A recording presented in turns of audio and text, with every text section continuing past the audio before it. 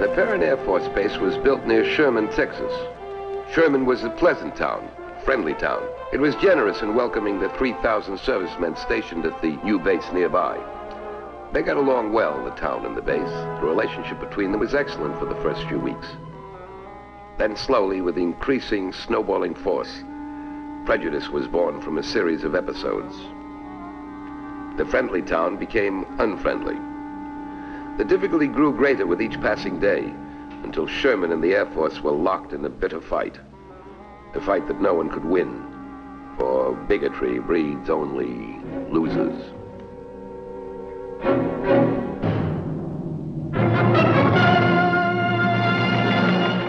The stories that shock a nation, move them, make them laugh, begin here. Like this one.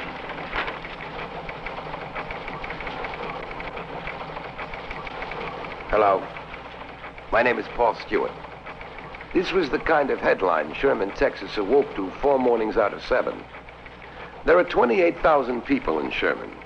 Among them a reporter on this paper named Matt Conklin. And because he was a newspaper man, he could see both sides of the story. And because he was a citizen, he did something about it. They're ready. They're rolling. The presses are rolling on deadline.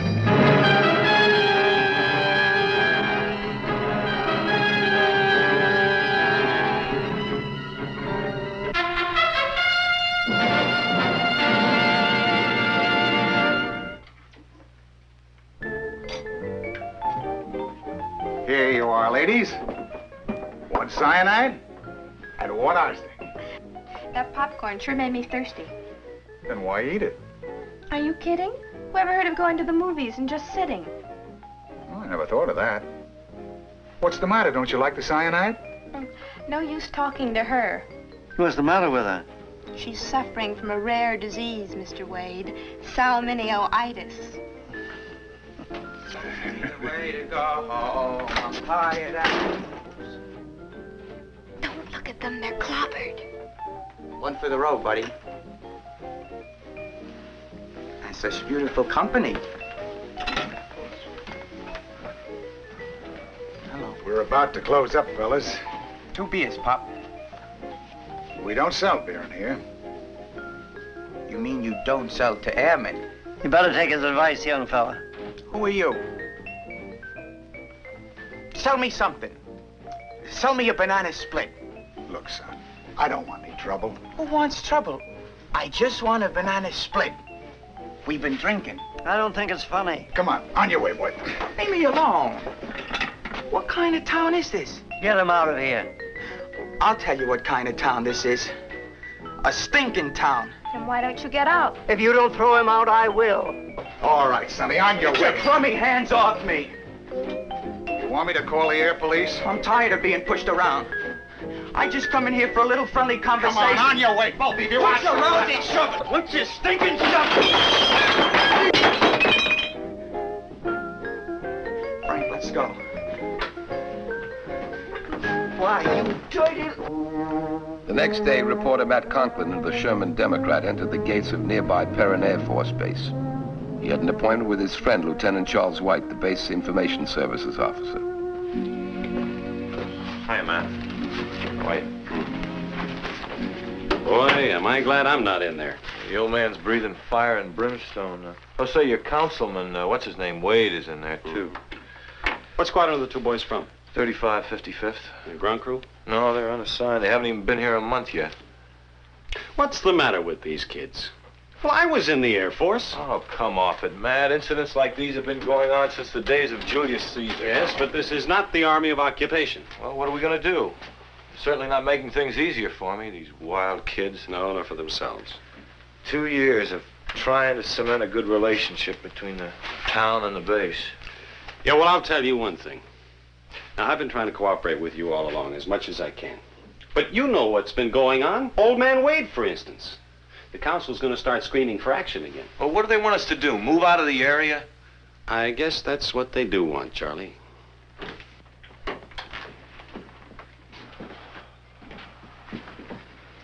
What happened? Restricted to court, sir, pending further action. You got off light. If the colonel would listen to me, these hoodlums would be made examples of. Then maybe decent people wouldn't be afraid of being attacked. Oh, Mr. Wade, don't you think we're being just a little bit harsh? Mr. Contra... Oh, what's the use? Where are you from, son? Matt Conklin, he was a local newsman. It's all right. We're both from Seattle, sir. A long way from home, aren't you? You can say that again, sir. Look, did you have to wreck the soda place? And beating up the old man. He might have been hurt worse. We didn't wreck and we didn't beat up. It was an accident. But nobody will believe us. It'll be just one more reason to hate us. All right, Daly. It's the truth, Lieutenant, and he knows it. What are we, mister? Some kind of poison? All right, Daly, that's enough. Mr. Conklin is a good friend of the Air Force in this base. Then he's the only one in that town, sir. You better get back to your squadron area. Yes, sir.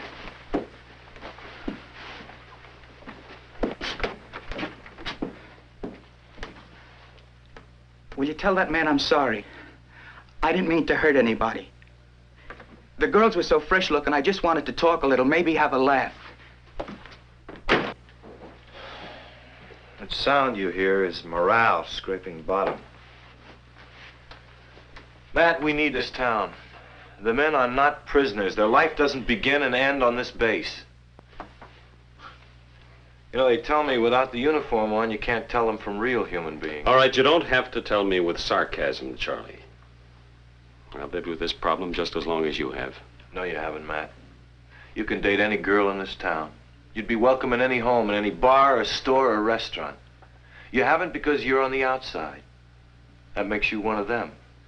And as the boy from Seattle pointed out, then you're the enemy. Well, I'll think about that, Charlie.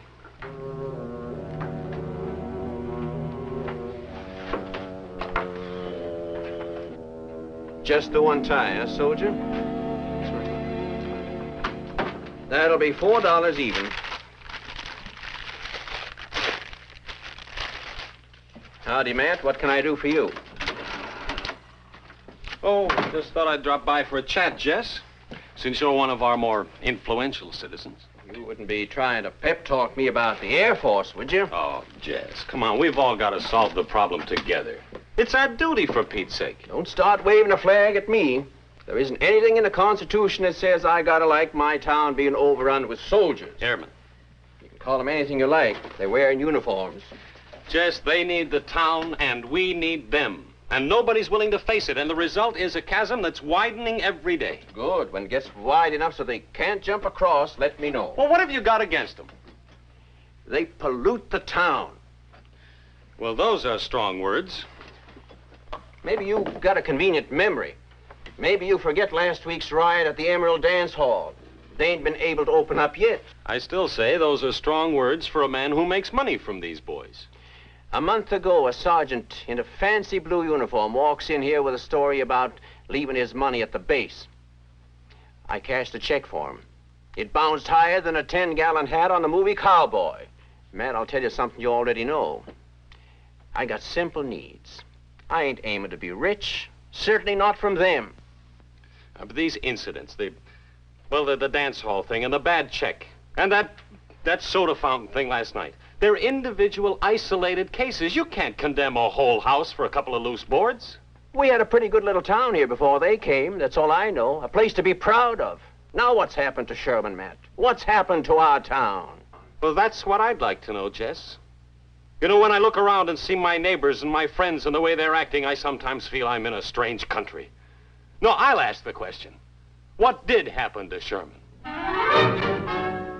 In the weeks that followed, Matt Conklin asked that question everywhere he went. As time passed, it seemed as if we were getting somewhere. The sudden rash of incidents involving airmen faded, and in most cases, the anger of the townspeople did too. In most cases, except one. Now, Jack, you know you don't mean that.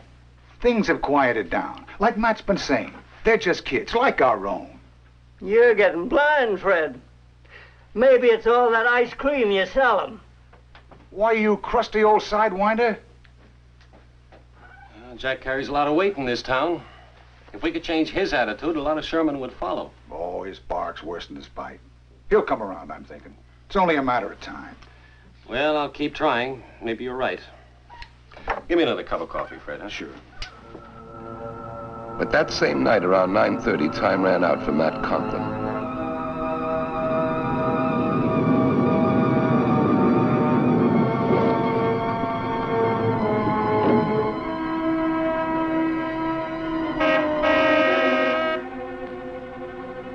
Hold your horses, I'm coming. What's all the racket for, Mr. Conklin? Well, I just didn't know if anybody was in. Well, the lights are on, ain't they? Well, yes. And how many gallons do you want? Better fill it up, I guess. We'll make it regular, huh?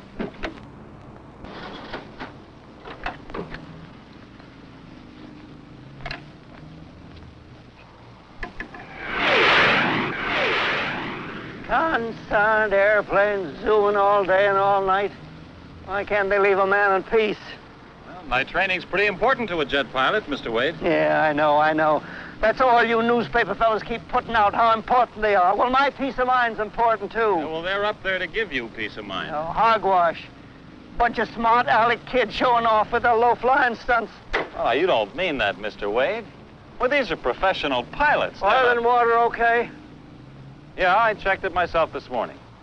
Say, now look. That'll be $2.50. Yeah, sure, but you've got the wrong idea about these. $2.50, please. Yeah, sure. I got your change for you. Never mind, keep it. That's a gift from a former airman.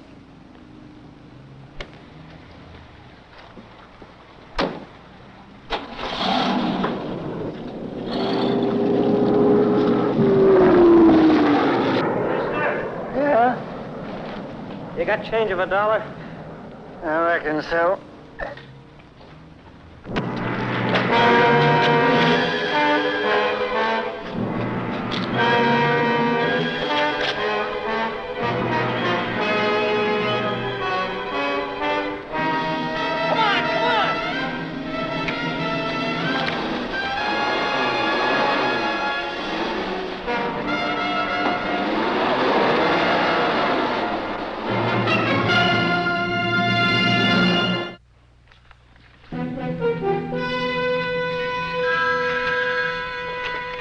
City Room, Conklin.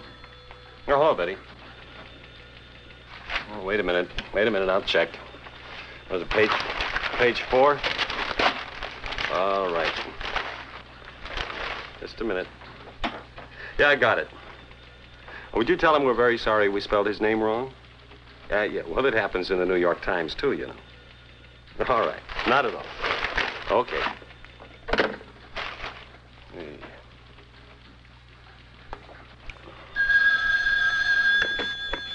Hello, City Room, Conklin. Hello, Matt. This is Charlie White. Can you get out to the base right away? You sound deadly, Charlie. What's the matter? You know that robbery and beating last night? Well, it's broken. What do you mean, broken? The base wasn't involved, was it? Were they airmen? You better get out here. Right away, Matt.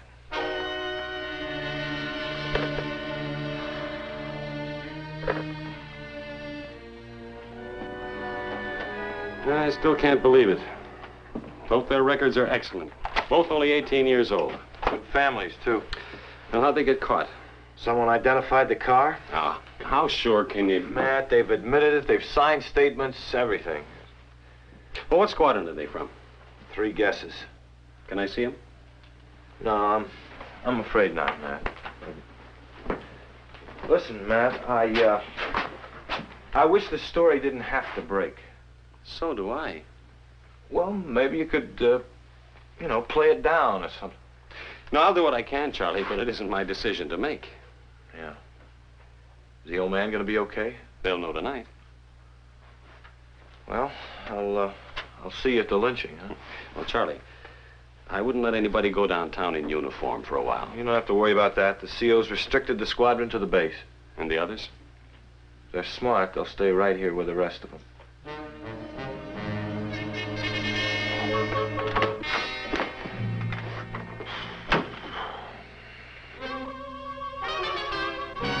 Matt Conklin couldn't get away from the story he had been forced to write.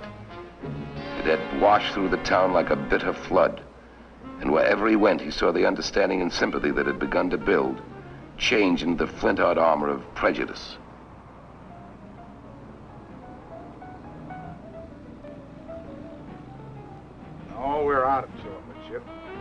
Okay, we'll have plain chocolate. Well, I'm out of chocolate, too. Coffee, vanilla, and strawberry? I'm sorry, boys. I guess I understock. I seem to be out of everything. You know, you...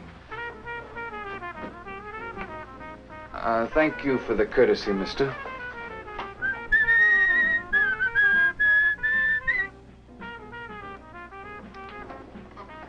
How would you like to come outside, Canary? I'll fix you so you won't whistle for a long time. All right, hold it. I think you better go outside, fellas. I'm sorry. Maybe you'd like to know that we're not in the squadron that's been having the trouble. No, we're not in the squadron, but we're in the same Air Force, and believe me, this town deserves everything that's happened to it.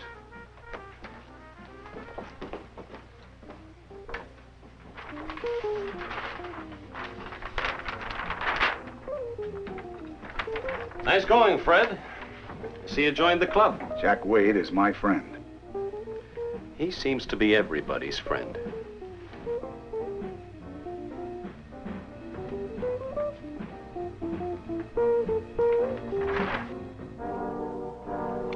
Wherever he went, he saw it. A wound that had begun to heal was open wider than before. Bias had become bigotry. It was everywhere, from the depot to the steps of the community hospital.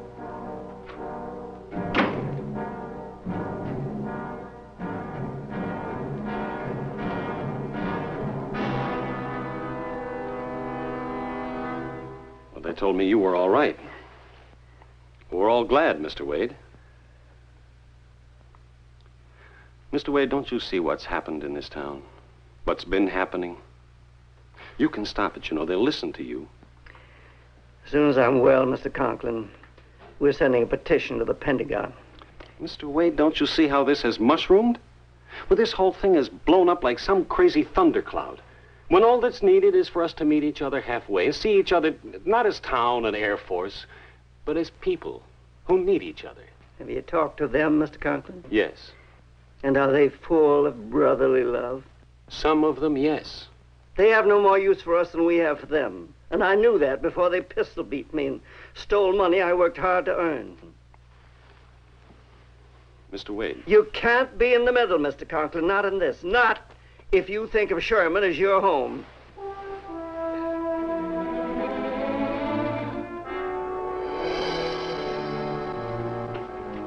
Days passed. The breach widened. There seemed to be no bridging the gap.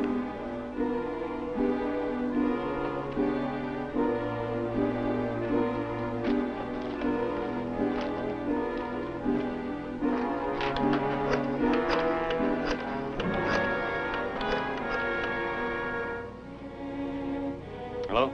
Extension 388, please. Hello, Charlie, this is Matt. Listen, Charlie, I have an idea. What? I said the NCOs are having a meeting this afternoon. Well, that might fit right in with my idea. Listen, Charlie, I want you to arrange something for me. Yeah, for this afternoon. Now, it may not do a tinker's bit of good, but, well, it's something I have to try. Okay, go ahead.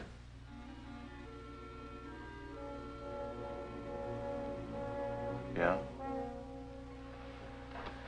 Yeah, okay, Matt, but if you ask me, you're just wasting your time.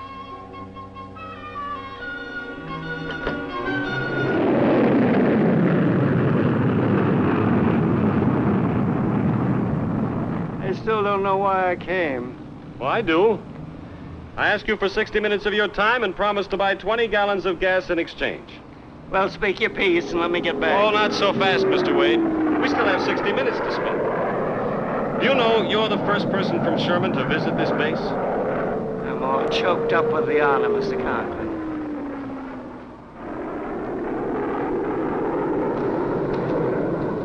You know what that is? Sure, it's an airplane hangar. Yes, you're right, but it's more than that. That's a scramble area. Come on.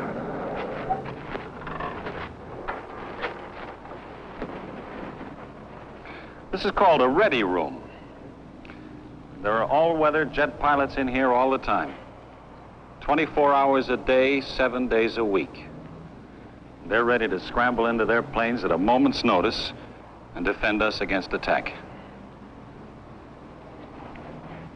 Come on. Mr. Wade, I want you to use your imagination for a moment. Now, some of this you'll see, but some of it you'll have to imagine. Well, you still have half an hour, Mr. Conklin. Well, now suppose, just suppose, that a strange blip appeared on a radar screen. High in the sky, a plane, where no plane was scheduled to be. Look over there, Mr. Wade. Unidentified aircraft, and the ready room is alerted, Mr. Wade, and they scramble. There they are, Mr. Wade. You see them now, in machines kept trigger ready by maintenance crews. Elapsed time, Mr. Wade, under 3 minutes.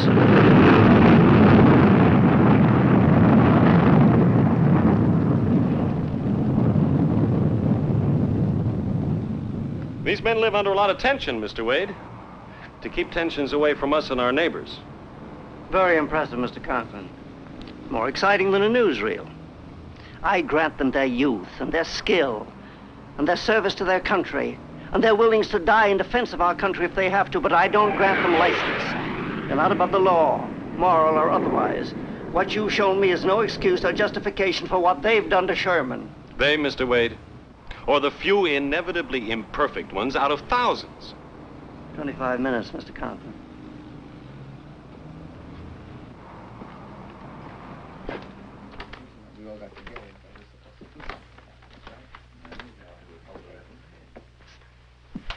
Well, I've shown you the machines, Mr. Wade. Now I'd like to show you the men. Is this staged for my benefit, Mr. Conklin? You know me better than that.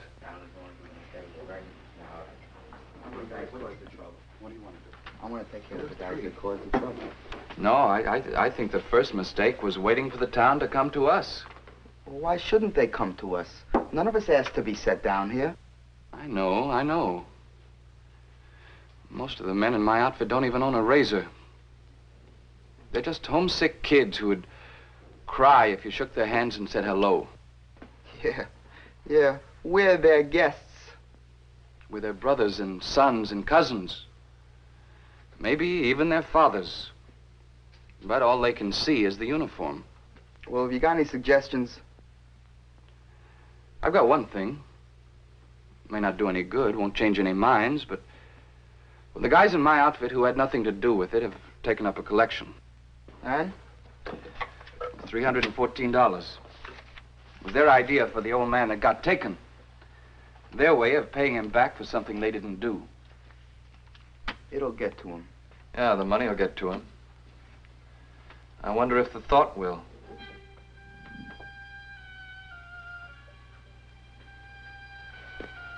Yeah, I'm sorry, Mr. Conklin, but your hour is up.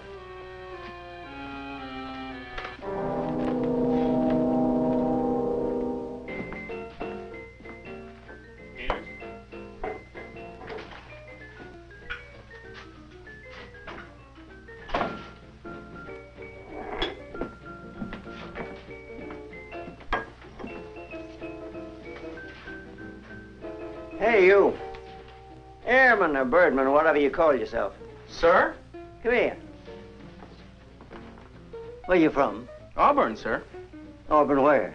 Washington. A little town outside Seattle. Yeah. How long you been here? A week, 10 days. Well, then I'm a little late. Welcome to Sherman, son.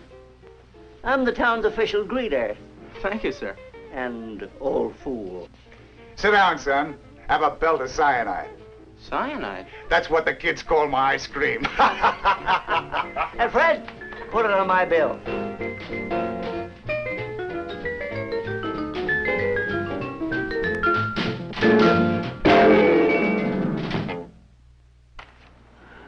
A town is a living thing. When frightened or angry, as you just have seen, it can become an ugly thing. But sometimes a man like Matt Conklin can allay fears and dissolve angers. Then a town can become a friendly, generous, hospitable thing. A town like Sherman, Texas. It made a nice story, and it was a pleasure to cover on Deadline.